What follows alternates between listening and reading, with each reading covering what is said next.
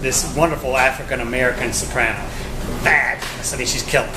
And she's about she's in her early 60s now, so she doesn't perform all that much anymore. But she still is in top voice and, you know, at the top of her game. But I try to find a special guest of honor for each one of these that is somehow related to the field. So for her, I had found out in January that this retired opera singer, she'll be 88 years old in October 21st.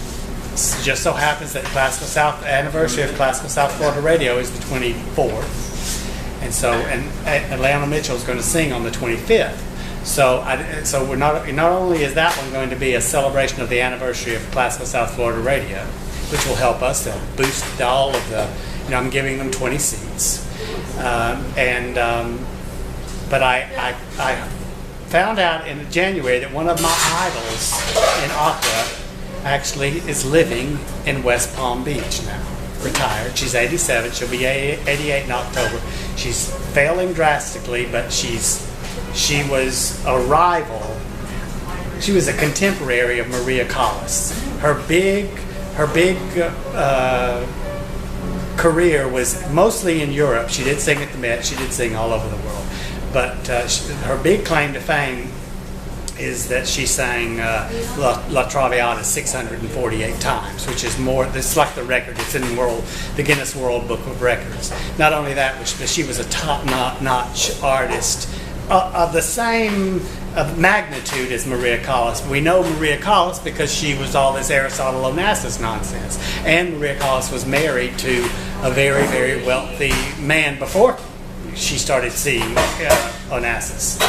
And then, of course, she died when she was 56 years old, died of a broken heart, you know, and it's like this Marilyn Monroe thing, dying, James Dean. They're icons. They'll never, you know, no matter what she did, she could have sung like a goat, and, you know, and she would still be ingrained in people's mind.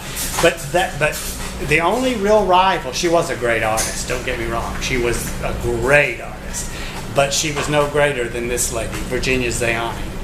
Well, I called her. I called someone that introduced me to her, and I went up and spent the afternoon with her. And I asked her if she'd be the guest of honor for the Leona Mitchell concert, and she said she would love to. And I was just thrilled to death. So I'd been a fan of hers since I was before college, so for 30 plus years. I mean, real connoisseurs of music, of opera, know this one. The general public doesn't. But I came home, and I was so thrilled that she was coming, and I went online and I found all the YouTube. I bet she has over 100 things on YouTube. Not videos, recordings. Pardon? These are fans that throw them up. Well, there's a specific fan in Vienna who actually does most of them. Her name is Charlotte. But yeah, she posts most of these. But everybody else does too. I mean, and there are most of the things on there are pirated recordings. You know, which is the highest compliment. Yeah.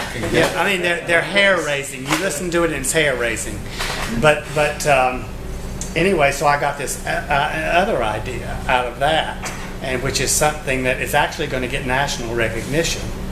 I have Opera News, which is the biggest, most prestigious publication in the opera world. You know, it's owned and put out by Metropolitan Opera in New York, but it's an international magazine. And but they're coming on the 28th of September, the month before Leona Mitchell sings. That's when we're doing the thing at Cinema Paradiso, and I have this lady. We're making a film of the life of Virginia Zayani and highlights.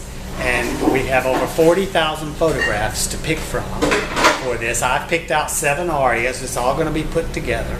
It's going to be filmed, and we're going to show it at Cinema Paradiso on the big screen. This is little old Fort Lauderdale. Little old Fort Lauderdale. Yeah, and so, but I sent the press release to, you know, I don't have any shame. I sent the press release to Opera News, and they're sending a writer and a photographer. Yeah. So that's going to be September 28th, and that little theater I was telling Peter that it's only 210 seats. Yeah, it's small. Yeah, and it's, you know, I don't know what year it was built, but it's an old Art Deco. The old church. It was an old church, and they still, you know, but it has the terraced, you know, stadium type seatings and the big screen and a lot of character. And so, you know, so that's going to be in September. But you know, back to this. I'm way over my limit. I'm not doing a very good job at this. I'm sorry. But back to this Grand Art Salon at the Museum of Art, which is really my big baby right now, the one I'm really pushing and trying to get really on its feet. The gimmick, like I said, is this whole intimate and interactive thing, but it's meant to be not only intimate and interactive, but it's meant to be a social, educational, and artistic experience.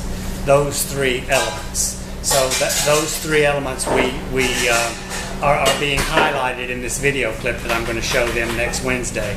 But it's the 60 to 90 minute concert, salon concert we call it, with no intermission.